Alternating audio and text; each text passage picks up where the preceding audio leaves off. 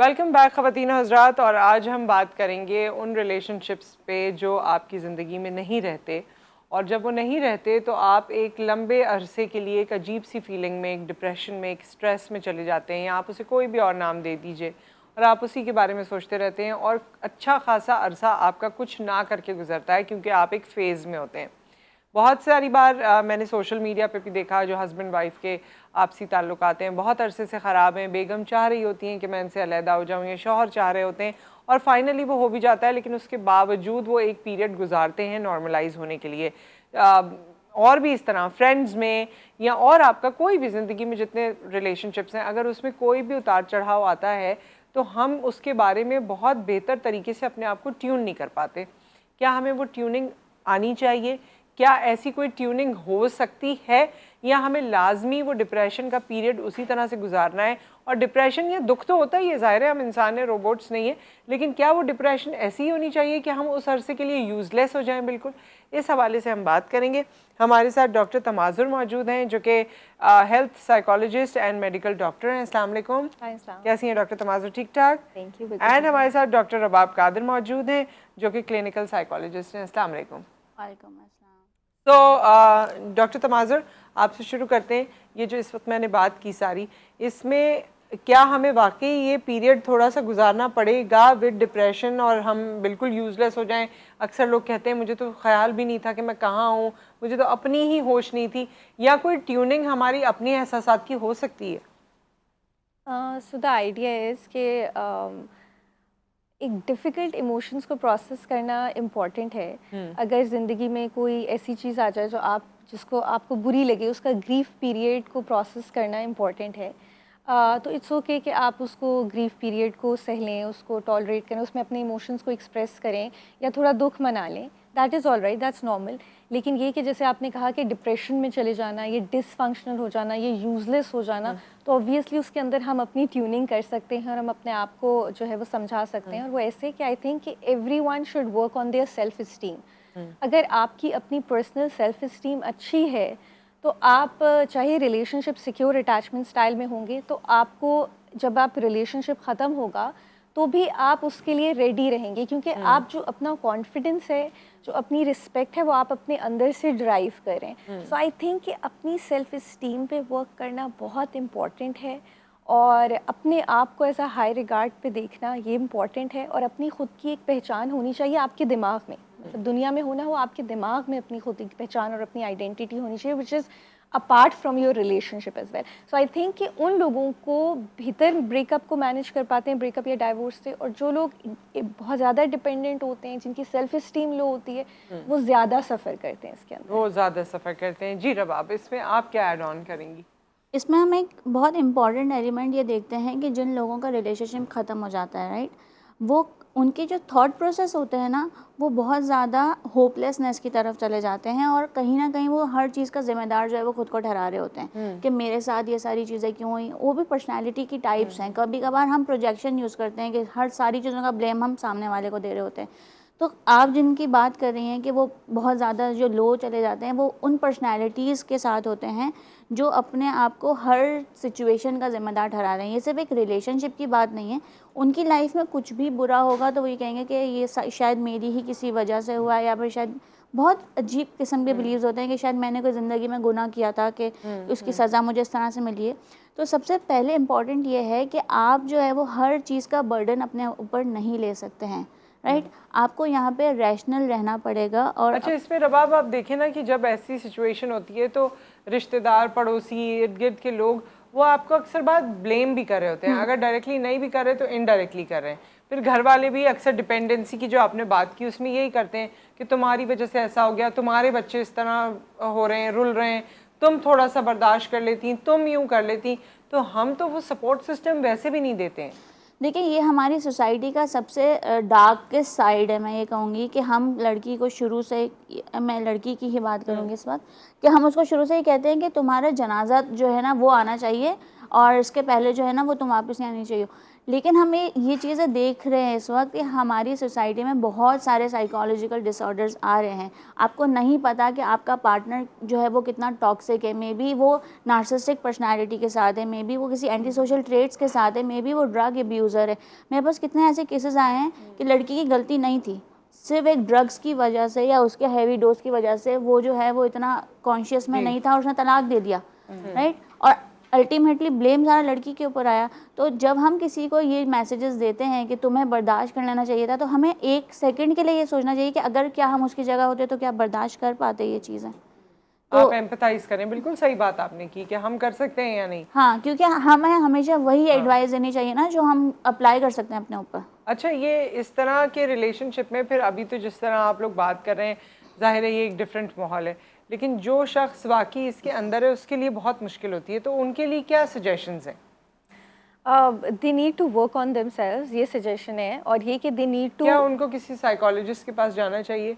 क्योंकि हमारे यहाँ तो इस चीज़ का ट्रेंड वैसे भी नहीं है, आपको कोई साइकोलॉजिकल इशू हो तब भी हम नहीं जा रहे होते, लेकिन ऐसे रफ पैच में क्या आपको साइकोलॉजिस्ट के पास जाना चाहिए? Is it okay? I think बिल्कुल जाना चाहिए। आई थिंक काउंसलिंग ज़रूर लेनी चाहिए, और स्पेशली डिफ़िकल्ट टाइम्स में तो लेनी चाहिए। एक तो सेल्फ अवेयरनेस बढ़ती है, क्योंकि जैसे इन्होंने कहा कि अपने आप को इतना ब्लेम करते हैं, तो आपको सेल्फ अवेयरनेस होगी कि द प्रॉब्लम कहाँ लाई कर रही है रिलेशनशिप में। मेरे अंदर लाई कर रही है, पार्टनर में लाई कर रही है, रिलेशनशिप के अदर वेरिएबल्स पे लाई कर रही है। अच्छा, फिर आप जब सेल्फ अवेयर हो जाएंगे उस प्रॉब्लम के बारे में, तो आपको उसका सोल्यूशन निकालने में भी आसानी होगी। ठीक है, सो इसलिए काउंसलिंग तो ज़रूर लेनी चाहिए। लेकिन इसमें डॉक्टर तमाज़ुर इतना ज़्यादा हमारे यहाँ, आप जो पॉपुलेशन हमारे सामने है, 80% तो पॉपुलेशन उस लेवल पर है ही नहीं जिनको आप ये कहें कि आपने अपनी आइडेंटिटी को पहचानना है, आपने इस तरह से अपनी एनालिसिस करनी है या इस तरह से अपने आप को असेस करना है।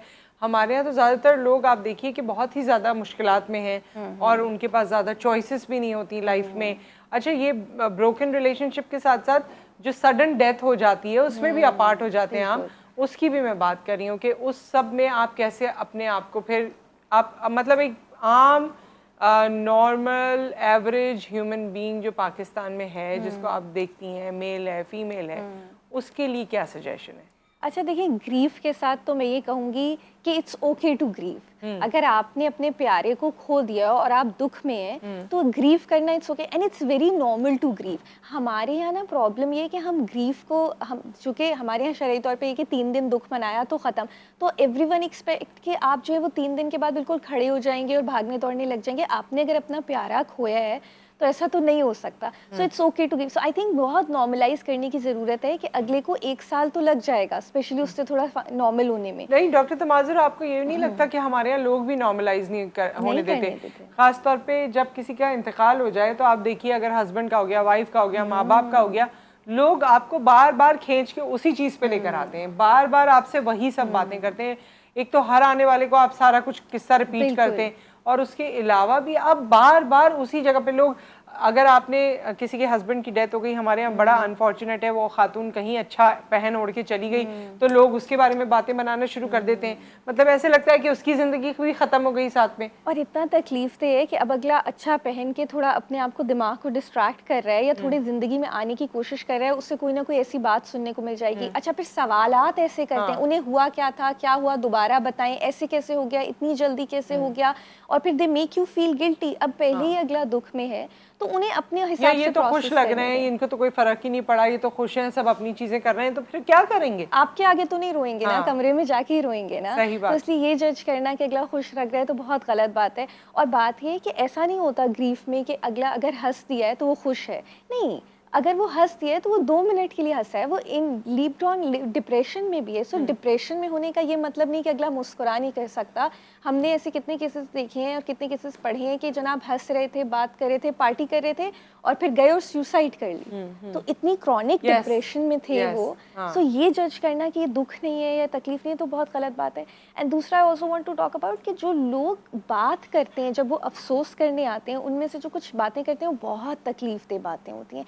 People need to be also mindful कि वो जब किसी के अफसोस पे जाते हैं तो वो क्या बात बोलते हैं। वो अफसोस ही करें बस फिर। एग्जैक्टली। नहीं, अफसोस के साथ साथ वो जजमेंट्स भी तो देंगे ना, वरना वो टाइम कैसे पास करेंगे? सार्काज़म होता है।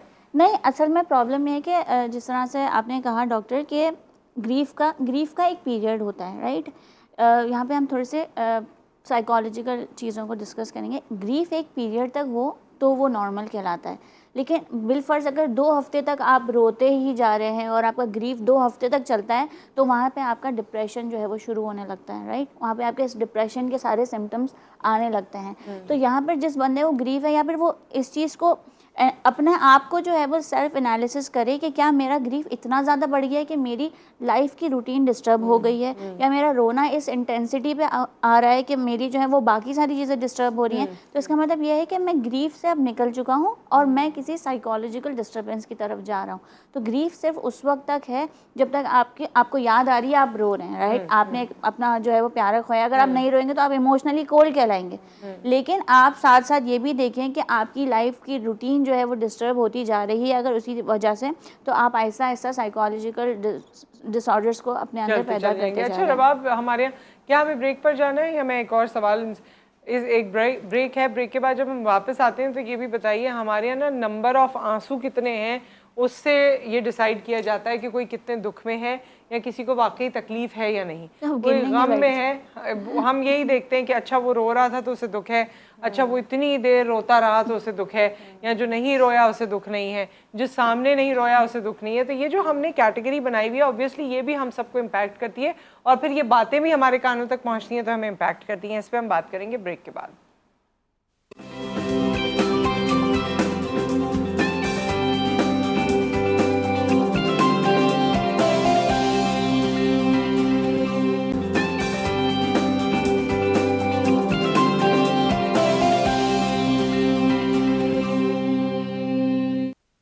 Welcome back. हमारे साथ डॉक्टर तमाजुर मौजूद हैं और रबाब कादिर मौजूद हैं एंड ऑब्वियसली हम साइकोलॉजिकली ये असेस करने की कोशिश कर रहे हैं कि जो ब्रोकन रिलेशनशिप है या जो रिलेशनशिप ख़त्म हो जाते हैं, चाहे वो आपके अपने डिसीजन की वजह से हुए, चाहे वो किसी की डेथ की वजह से हो गए, किसी के शिफ्ट होने की वजह से हो गए, कोई भी रीजंस हो, लेकिन अपने प्यारों से दूर हो जाना और फिर उस सैडनेस को, डिप्रेशन और फिर जो हमारे यहाँ सोसाइटी में मुख्तलिफ चीज़ें हमें तंग करती हैं उसको आज हम डिस्कस कर रहे हैं। सो मैं आपसे रबाब ब्रेक से पहले यही बात कर रही थी कि हमारे यहाँ जो आंसू हैं वो कितने गिरे हैं और कौन कितना रो रहा है और कौन कितना दुखी बातें कर रहा है, इससे डिसाइड किया जाता है कि इसको तो बहुत फ़र्क पड़ा है। और हम ऐसे बंदे को we tend to appreciate them, उनको हम अप्रिशिएट कर रहे होते हैं दिली दिल में कि हाँ ये रोया बेचारा ना, इसने इतना रोया, ये इतना रोई, ये पूरा दिन रोता रहा, ये खालू के लिए, मामू के लिए, अम्मी के लिए। और जो नहीं रो रहा, कोई बहू नहीं रोई, ये देखो इसको तो एक आंसू नहीं निकला, इसने तो ये कर दिया। यू नो हमारे यहाँ ये नंबर ऑफ आंसू से हम डिसाइड करते हैं। सबसे पहले हमें इस चीज़ को रियलाइज़ करने की ज़रूरत है कि जब भी हम स्ट्रेस, ट्रॉमा या ऐसी किसी भी सिचुएशन में जाते हैं जो हमारे लिए बैड होती है, तो 3 तरह के रिस्पॉन्सेज आते हैं। आपका एक आता है फ्रीजिंग रिस्पॉन्स, एक होता है फाइट और एक होता है फ्लाइट रिस्पॉन्स, राइट। अब उसको थोड़ा सा एक्सप्लेन कर लेते हैं। फ्रीजिंग का मतलब यह है कि जब आपको कोई स्ट्रेसफुल सिचुएशन आती है तो आप नम हो जाते हैं, आप सकते में चले जाते हैं, राइट, फ्रीज हो जाते हैं। माइंड, आपका दिमाग भी फ्रीज हो जाएगा, आपकी बॉडी भी फ्रीज हो जाएगी, आप सकते में चले गए। सेकेंड रिस्पॉन्स है आपका फ्लाइट रिस्पॉन्स। फ्लाइट का मतलब ये है कि आप उस चीज़ को फेस ही नहीं करना चाहते हैं और आप कहीं छुप जाएंगे, आप उस जगह पे नहीं होंगे, आप चीज़ों को अवॉइड कर रहे होंगे, राइट। आप डिनाइल में होंगे काफ़ी देर तक, काफ़ी टाइम तक। दूसरा है आपका फाइट रिस्पॉन्स, आप रो रहे हैं, पीट रहे हैं, सारी चीज़ें कर रहे हैं। तो ज़रूरी नहीं है कि जो बंदा रो रहा है वह उसी को गम हो रहा है, राइट। अगर कोई बंदा ऐसा है जो किसी फ्रीजिंग रिस्पॉन्स में चला गया है तो मे बी उसका जहन इस चीज़ को एक्सेप्ट ही नहीं कर पा रहा है, ठीक है। तो यहाँ पे हमें इंडिविजुअल डिफरेंसेस को देखना पड़ेगा और यहाँ पे उनको रिस्पेक्ट देना पड़ेगा। ज़रूरी नहीं है कि जो बंदा रो रहा है, चीख रहा है, चिल्ला रहा है, उसी को गम हो रहा है, राइट। हमारी सोसाइटी में ये प्रॉब्लम है कि हम फ़ौरन जज कर लेते हैं कि ये जो है ये रो रहा है, इसकी वजह से इसको गम हो रहा है, और ये जो सामने वाला बंदा बैठा हुआ है ये कुछ नहीं कह रहा है, चुप है, तो ये he is fine. May be उसे ज़्यादा गम हुआ हुआ है जो एक्सप्रेस भी नहीं कर पा रहा। हम जिस तरह से पैसिव एग्रेशन को देख रहे होते हैं तो ये पैसिव तरीका है आपके स्ट्रेस को इजहार करने का इसका। अच्छा, वो लोग जो खामोश होते हैं या एक्सप्रेस नहीं कर पाते और तकलीफ़ में होते हैं, क्या ये उनकी सेहत के लिए ज़्यादा नुकसानदेह होता है? देखिए हेल्दी एक्सप्रेशन इम्पॉर्टेंट है, लेकिन ये कि ये हर कोई एक पर्सनालिटी टाइप है। कुछ लोग अपनी वल्नरेबिलिटीज़ को लेकर बहुत प्राइवेट होते हैं, वो सिर्फ बंद कमरों के पीछे रोते हैं, सो दैट इज़ ओके। वो अगर इसको एक्सप्रेस करें सही से, अगर वो बंद कमरे में रो रहे हैं, वो जर्नल आउट कर रहे हैं, वो किसी अपने बहुत लव्ड वन से करीब से एक्सप्रेस कर पा रहे हैं, तो वो तो हेल्दी है। तो इससे फ़र्क नहीं पड़ता कि अगर वो हर किसी से नहीं कर पाते एक्सप्रेस। लेकिन हाँ, कि अगर वो बिल्कुल एक्सप्रेस नहीं कर सकते और बिल्कुल केव इन, हम इसको केव इन रिस्पॉन्स भी कहते हैं, कि केव इन हो जाते हैं और अपने फीलिंग्स को बिल्कुल बंद, किसी से ना कहते हैं, ना जर्नल आउट करते हैं, ना हेल्प लेते हैं, तो yes, that is troublesome, that is an issue and it could lead to some psychological issues as well. तो ऐसे लोगों को जैसे अकेला छोड़ देना या बात ना करना, ख़ास तौर पे ऐसी चीज़ों के बाद घर में खामोशी सी हो जाती है अजीब सी, तो आपस में बात ना करना ज़्यादा नुकसानदेह हो सकता है। बात करनी चाहिए, मेरे ख्याल से बिल्कुल बात करनी चाहिए, अपनी डिप्रेशन के बारे में भी वोकल होना चाहिए, लेकिन at the same time space भी देना बहुत इंपॉर्टेंट है अगले को, कि ये स्पेस भी होनी चाहिए कि अगर वो केव इन थोड़े दिनों के लिए होना चाह रहा है तो ठीक है, लेकिन ये कि एक्सटेंडेड पीरियड ऑफ टाइम के लिए नहीं चलना चाहिए। अच्छा, वो तमाम लोगों को आप क्या कहना चाहेंगे, वो ख़वातीन या हजरात जिनका रिलेशनशिप ख़त्म हो जाए, शादी ख़त्म हो जाए, क्योंकि दोनों जिंदा हैं और दोनों से सवालात होंगे, तो रिश्तेदार भी पूछ रहे हैं, जिसको पता चल रहा है ऑफिस में भी पूछ रहे हैं, इधर भी पूछ रहे हैं, हमारे लोगों के अंदर इस चीज़ का क्या डिसिप्लिन होना चाहिए, क्या तमीज़ होनी चाहिए? आई थिंक कि एक जो फ़िलॉसफी मुझे एग्जिस्टेंशियल थेरेपी की बहुत अच्छी लगती है, वो ये कि आप अपनी लाइफ का कंट्रोल है आपके पास, आप जो चाहते हैं वो करते हैं, लेकिन एट द सेम टाइम आपको कहीं ना कहीं सरेंडर भी करना पड़ता है। तो लाइफ की इस उतार चढ़ाव के साथ थोड़ा सा ये सरेंडर लाना अपने अंदर, कि ठीक है कुछ चीज़ें तो मैंने कंट्रोल की, but there are certain things जो मेरे कंट्रोल में नहीं है।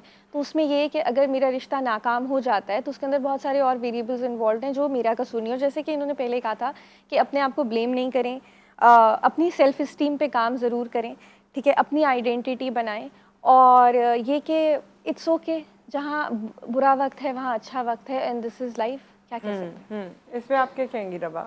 सबसे पहले जो भी इस चीज़ से सफ़र कर रहा है वो थोड़े से ना अपने रियलिटी ग्राउंड्स को चेक करें, राइट। 100% अपने ऊपर जिम्मेदारी लेना ना, कि अगर रिश्ता 2 लोग चला रहे हैं ना तो 50-50 चल रहा है, राइट। तो अगर ख़त्म हो रहा है तो कोई एक बंदा ही जिम्मेदारी क्यों ले रहा है, राइट। जाहिर सी बात है, अगर लंबा रिलेशन चला है 7 साल 8 साल, तो दोनों ने ही इसको जो है वो खींचा होगा या किसी एक बंदे ने खींचा होगा, राइट।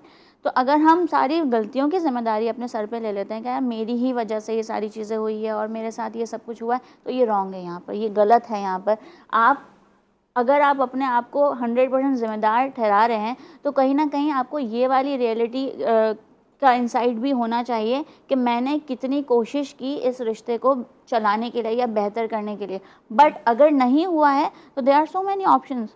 अब यहाँ पर वो वाला सिस्टम ख़त्म हो गया है कि इंसान जो है वो शादी एक ही दफ़ा करेगा, ये सारी चीज़ें जो कुछ भी है।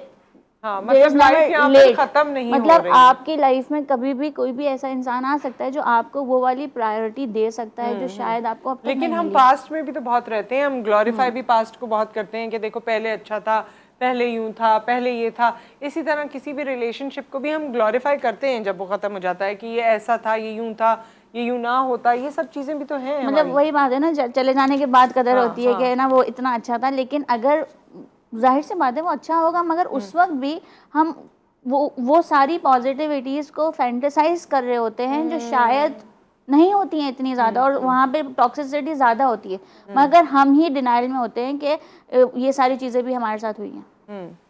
एक मैं बात ये ऐड करूँगी कि मुझे ऐसा लगता है कि हम ना रोमांटिक रिलेशनशिप्स को बहुत ज़्यादा रोमांटिसाइज करते हैं।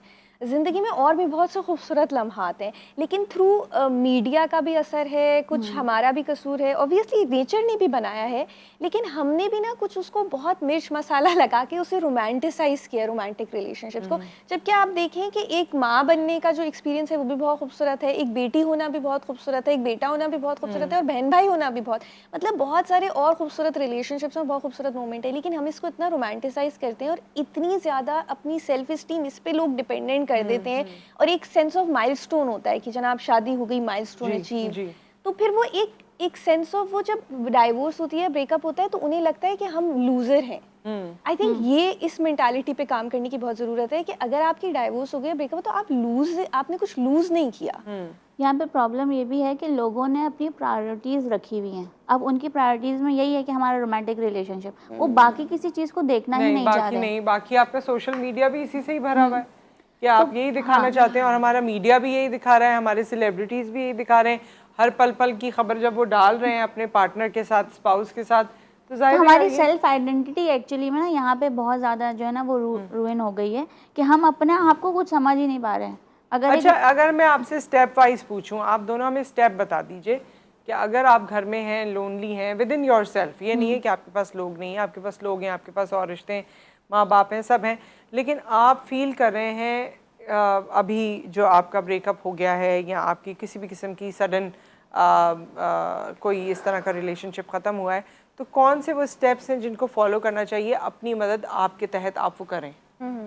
So first of all emotional regulation के ऊपर आप काम करें, जिसके अंदर मैं तो लोगों को इवन बिहेवियरल थेरेपीज़ बताती हूँ कि आप एक्सरसाइज ज़रूर करें, खाना अपना अच्छा खाएं, ठीक है, वो भी स्ट्रेस में हेल्पफुल है, ब्रीदिंग एक्सरसाइजेस करें, मेडिटेशन करें, ठीक है, ये सब बिहेवियरल थेरेपीज़ हो गई। इसके अलावा आप अपने इमोशंस को एक्सप्रेस करें, जर्नलिंग करें, ठीक है, किसी से बात करें, फ्रेंड्स से कनेक्ट करें, अपने इर्द गिर्द सोशल सपोर्ट बनाएं, अपनी जो अलग और चीज़ें जो आपकी प्रायोरिटी लिस्ट में, अगर आपके बच्चे हैं, आपका करियर है, तो आप उन चीज़ों पर ज़्यादा ध्यान दें और उधर टाइम ज़्यादा अपना मैनेज करें, सही है। तो ये इमोशनल रेगुलेशन हो गई। इसके अलावा ये है कि फिर फर्दर ऑन सेकंड स्टेप में ये कि डेफिनेटली टेक हेल्प, ठीक है, फ्रॉम अ काउंसलर और साइकोलॉजिस्ट, और उसके अंदर ये है कि आप अपनी सेल्फ इस्टीम पे काम करें। ट्राई टू आइडेंटिफाई कि ऐसा क्यों हो रहा है, क्या आपका चाइल्डहुड ट्रॉमा है, क्या आपने अपने वालिदैन के रिलेशनशिप को देखा है और वो उसका असर है आपके ऊपर, या कोई बहन भाइयों का था, या कोई और relationship. To try to work through childhood traumas as well, ठीक है, और उसके अंदर पे ये है कॉन्फ्लिक्ट मैनेजमेंट, जो आपकी इनर कॉन्फ्लिक्ट है उसकी मैनेजमेंट करें, उसकी मैनेजमेंट। जी रबाब, सबसे पहले हम ये देखेंगे कि जब हम इस तरह के सिचुएशन में जाते हैं तो हमें जो प्रॉब्लम्स फेस करनी पड़ रही होती है वो एंजाइटी या डिप्रेशन, इस तरह के सिम्टम्स आ रहे होते हैं। तो यहाँ पर हर देखने वाले को हम इस चीज़ की अवेयरनेस देंगे कि जब आपको ये सारे सिम्टम्स आते हैं तो सबसे पहली रूटीन जो आपकी चीज़ डिस्टर्ब होती है वो आपकी रूटीन डिस्टर्ब हो जाती है, राइट। तो यहाँ पर आपको सबसे ज़्यादा फोकस ही अपनी रूटीन मैनेजमेंट पे करना है, राइट। जब आप अपने रूटीन के अंदर वो सारी चीज़ें कर रहे हैं जो आप एक नॉर्मल लाइफ के अंदर कर रहे हैं, तो आपके जो चीज़ डिस्टर्ब करेगी वो आपका थॉट प्रोसेस आपको डिस्टर्ब कर रहा होगा, या फिर आपके इमोशंस आपको डिस्टर्ब कर रहे होंगे।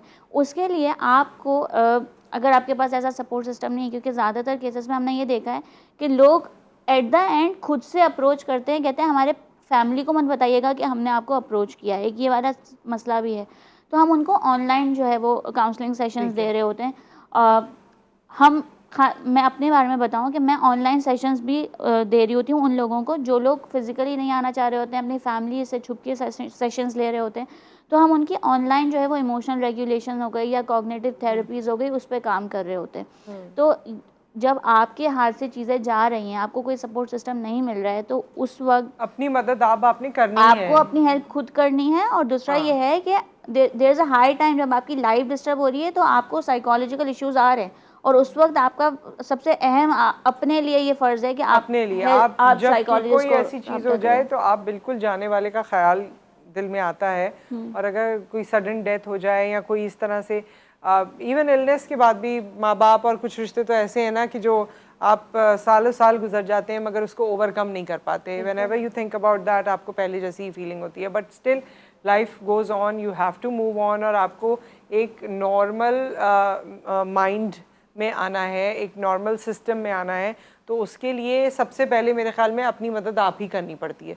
कोई दूसरा आके आपको एटलीस्ट इतनी मदद करें कि अपने आप को एक साइकोलॉजिस्ट तक पहुंचा दें, अगर इससे ज़्यादा नहीं कर सकते तो फिर वो आपकी हेल्प कर देगा, बट यू नीड हेल्प।